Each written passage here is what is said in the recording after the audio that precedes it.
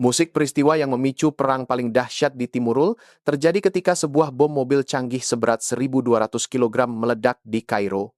Ledakan menghancurkan radius 300 meter, menewaskan satu ulama, dan melukai 23 orang lainnya.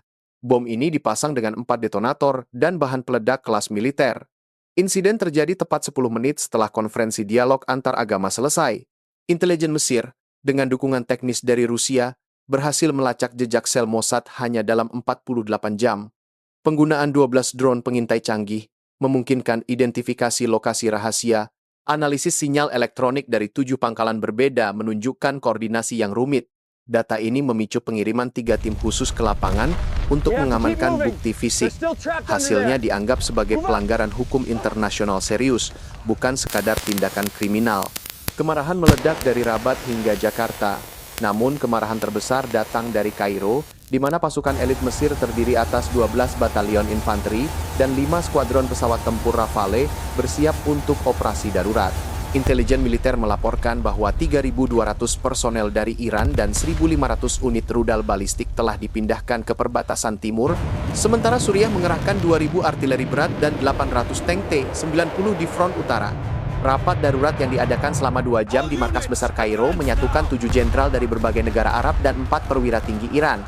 Semua pihak sepakat untuk membentuk komando terpadu yang akan mengoordinasikan serangan awal sebanyak 450 kali dalam 48 jam pertama. Pertemuan yang diadakan di bawah pengamanan maksimum ini melahirkan Fakta Kairo, sebuah koalisi militer yang menggabungkan 120.000 personel dari Mesir, Iran, Suriah, Irak, dan Houthi. Komando bersama menetapkan 240 pesawat tempur, 300 unit sistem rudal jelajah, serta 5 depot logistik utama untuk operasi gabungan. Perencanaan taktis mencakup pembagian zona. Mesir memimpin 180 sorti dari selatan, Iran menyiapkan 150 rudal balistik untuk peluncuran awal, sementara aliansi memusatkan 1.200 peluncuran roket artileri menuju target strategis. Juga disiapkan 400 drone pengintai, 60 kapal patroli, dan jaringan komunikasi terenkripsi dengan 12 saluran cadangan untuk sinkronisasi. Komando menetapkan aturan engagement yang tegas. Operasi gabungan yang dinamakan Sandi Gadab Al-Ummah dimulai pukul 06 dengan keterlibatan 5 negara. Rencana memadukan serangan udara dan artileri. Angkatan Udara Mesir menerbangkan 120 pesawat tempur yang meluncurkan rudal jelajah, sementara Iran menembakkan 300 rudal balistik jarak menengah dari timur.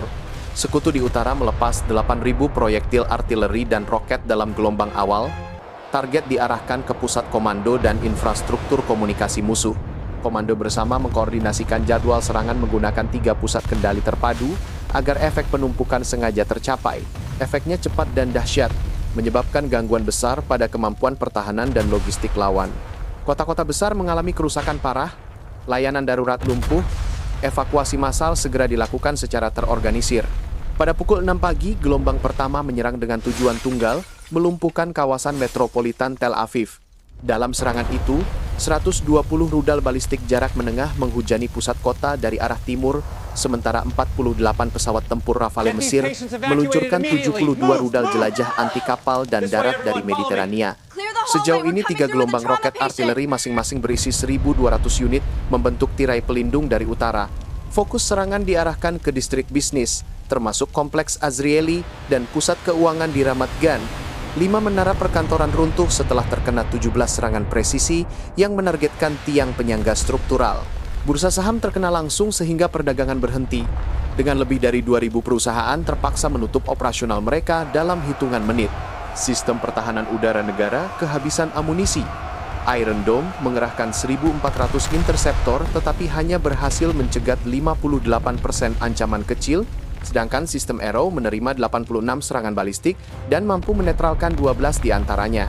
Dalam tempo kurang dari 60 menit, jaringan listrik padam di 1,7 juta rumah dan 28 rumah sakit kehilangan pasokan listrik utama. Korban sipil dan militer diperkirakan mencapai puluhan ribu. Layanan darurat mencatat 14.800 terluka berat dalam 3 jam pertama. Infrastruktur telekomunikasi mengalami kerusakan berat setelah 24 menara komunikasi hancur, membuat koordinasi penyelamatan hampir mustahil. Dampak ekonomi langsung diperkirakan melampaui output tahunan beberapa negara kecil. Ekonomi kota berhenti berdetak seketika. Sekitar 200.000 penduduk mengungsi dalam 48 jam pertama. 6 pelabuhan utama ditutup, 12 depot bahan bakar terbakar, dan rantai pasokan makanan serta obat-obatan terganggu parah sehingga pasar grosir dan supermarket menghadapi kelangkaan dalam hitungan hari berikutnya, menimbulkan krisis kemanusiaan global. Pesisir Tel Aviv yang tadinya merupakan surga Mediteria, kini menjadi pemandangan neraka. Pada pukul 05.35, serangan pertama menghantam dengan presisi 1.200 rudal jelajah yang dilepaskan dari 5 fregat dan 9 pesawat, menimbulkan kawah api di sepanjang garis pantai.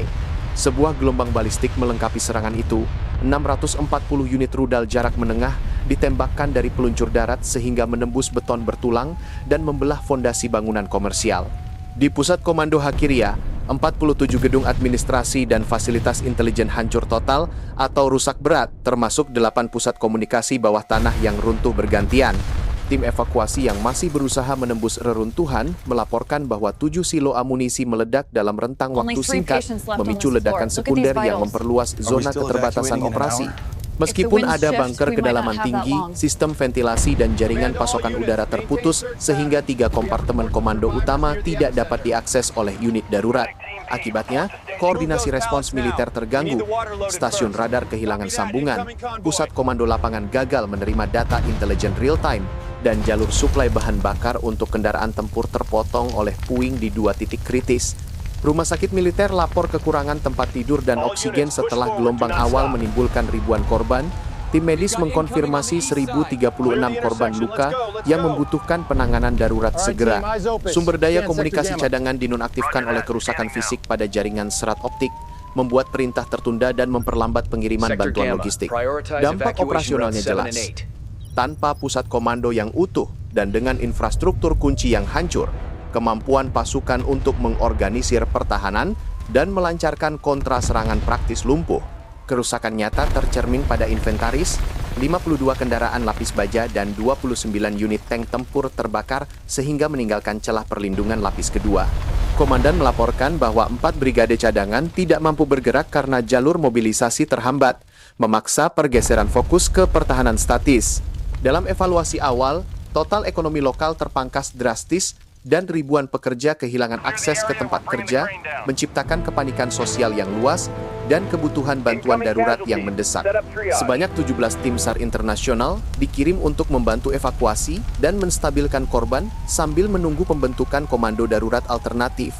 Langkah selanjutnya, mendirikan pusat komando sementara dalam 72 jam kerja.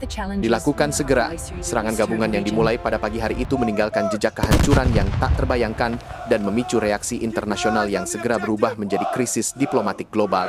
Dalam kurun waktu 6 jam pertama, diperkirakan 42.317 orang tewas dan 131.004 terluka, sementara 2.783 gedung publik dan 9.412 gedung perumahan runtuh total atau mengalami kerusakan struktural parah. Jaringan listrik nasional padam setelah 17 pembangkit utama hancur atau terbakar, menyebabkan lebih dari 5,6 juta rumah kehilangan pasokan. Komunitas internasional bereaksi dalam beberapa fase yang berbeda. Pada jam ke-12, Dewan Keamanan PBB mengadakan sidang darurat dengan 15 anggota hadir. Resolusi darurat mendapat 9 suara setuju, 4 menentang, dan 2 abstain. Amerika Serikat mengerahkan 2 kapal induk ke perairan terdekat sebagai sinyal militer, disertai dengan pengiriman 24.000 ton bantuan kemanusiaan dan medis ke wilayah yang terdampak dalam 48 jam pertama. Respons diplomatik meningkat menjadi gelombang pemberlakuan sanksi dan embargo. 37 negara menutup sebagian perbatasan darat dan udara terhadap pihak yang dianggap bertanggung jawab, sementara 28 negara memberlakukan pembekuan aset terhadap individu dan organisasi terkait. Di Dewan Perdagangan Dunia, rantai pasokan minyak terpengaruh sehingga harga minyak melonjak 256% dalam 72 jam, memicu gejolak pasar saham global yang menyebabkan indeks-indeks utama anjlok antara 18 hingga 34% dalam sesi pertama pasca krisis. Krisis kemanusiaan berkembang pesat, lebih dari 3.200.000 orang mengungsi internal dan 487.000 warga mencari perlindungan di negara tetangga. Sebanyak 10.400 tenaga penyelamat gabungan dikerahkan dari negara-negara tetangga selama 2 minggu pertama untuk operasi pencarian dan evakuasi, namun kendala logistik tetap besar.